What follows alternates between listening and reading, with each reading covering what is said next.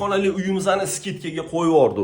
Spalniya xonani ko'rinishi, ko'ryapsizlar, uyimizni remonti o'rta holatda va mana shu jihozlari ham qoladi.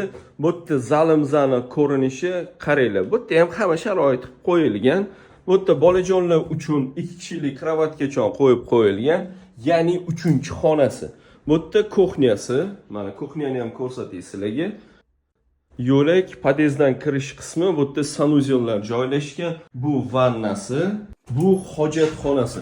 Hurmatli kuzatuvchilar, 2 xona, 3 xona qilingan 2-qavatda joylashgan uyimizni Chilonzor 3-kvartal, 1-dom, 4-kvartira. Agar kimgadir uy haqidagi dalillar kerak bo'ladigan bo'lsa, Hamza metrodan shunday chiqib kelganingizda Targoviy sentriga qayrilishinglardagi o'ng tomondagi domda joylashgan.